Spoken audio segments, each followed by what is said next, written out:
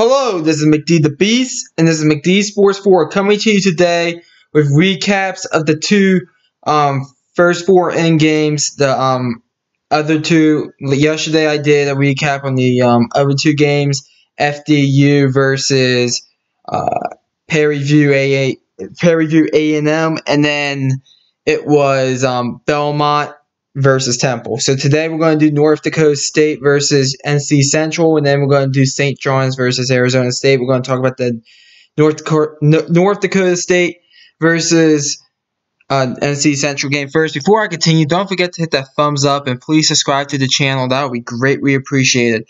So North Dakota State, they won 78-74. They'll be facing Duke on Friday. So they basically signed themselves up for a loss. I'll hit a little bit on that game before I move on to the next game. But anyways, North Dakota State, I expected them to win this one, and they did. Tyson Ward balled out 23 points, 7 and 13 from the field. So that's pretty good. Jared Samuelson, he played all right too, 3 from 6 from 3-point range. North Dakota State is a 50% three-point shooting team. So that's the way they're going to stay in that game against Duke. If you give them a shot against Duke, like, they might have a puncher's chance. And I know you're probably laughing at me saying this, but if they could really get hot from three-point range, Duke cannot hit threes this year. They're only 30%, and North Dakota State is 50%. If North Dakota State gets hot from three-point range, they could stay in that game for a while. So look out for that. But I think Duke does beat them at the end by at least 15 or 20 points. NC Central, let's talk about them real quick. They had Racine Davis. 20 points, 16 rebounds. He balled out. Larry McKnight Jr., he also had 20 points as well. Who else did good? Randy Miller Jr., Mariner, by the way. Udenton Maryland out there in Anne Arundel County. He did well, 18 points. And then Zachary Douglas from Landover, Maryland, and PG County. He played good as well with 14 points as well. So basically, NC Central, they just lost to a better team in my opinion. They played alright. They shot the ball okay and everything, but at the end of the day, North Dakota State was a bit better.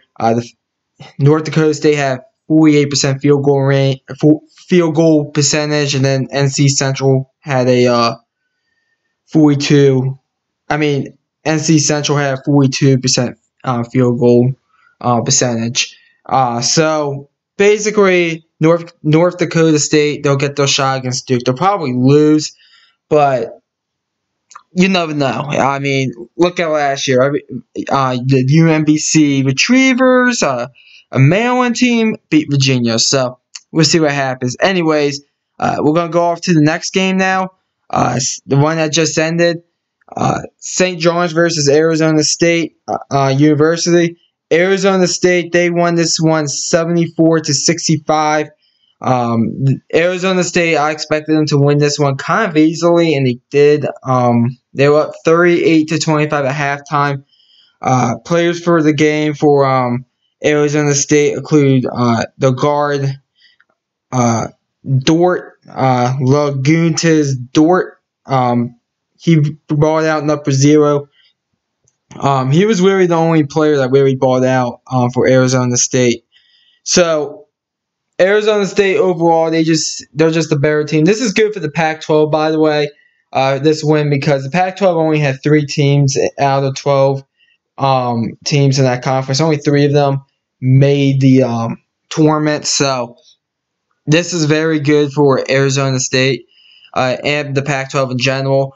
I do want to touch on the reffing a little bit in this game. I usually don't do this, but these refs should not ref another game in this tournament. I'm dead serious.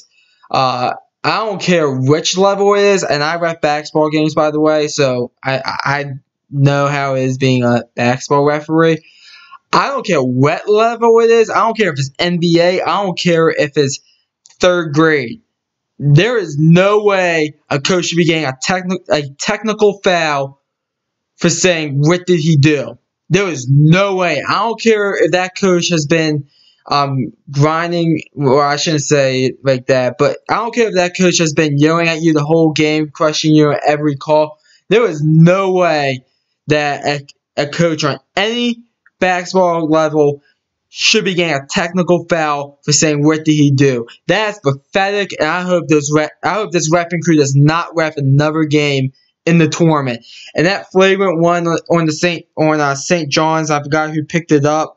That was not a flagrant one. That was just a clean foul. The guy was airborne. It was Dort who was airborne going after the ball. The St. John's player was making a play on the ball. He didn't mean to make contact with him. That was a knee-jerk reaction. That was not a flagrant one. And there was several missed calls throughout this game. This was a very poorly officiated game. They didn't affect the outcome. I think Arizona State is the better team. But I just want to make it very clear, I do not want to see this reffing crew again in this tournament. They did a horrible job. Speaking about St. John's, Shalimar Pons was their big-time player with 25 points. They also had LJ Figueroa. Yeah, LJ Figueroa. He played well as well with 19 points, having a double-double, 19 points, 10 rebounds. Overall, the difference was 3-point shooting. Arizona State 5 for 12. St. John's got kind of desperate, and they went 8 for 31. Arizona State, they also went 45% from field goal range. St. John's, they went 32%. So shooting was the difference in this one.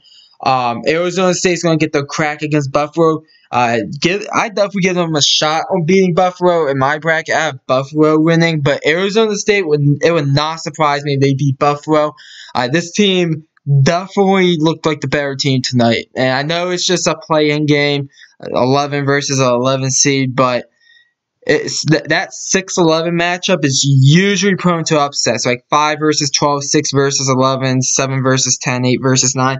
Those are where you usually see your upset. Sometimes 4 versus 13. I have a 13 seed making the Sweet 16. So, basically, don't be surprised if Arizona State wins against Buffalo on Friday. But anyways, this is my recap for these two games. Comment down below, tell me if I missed anything. Don't forget to hit that thumbs up button, and please subscribe to the channel. That would be greatly appreciated. Really trying to grow it, so please do that. Thanks for watching, and this is McD the Beast signing off.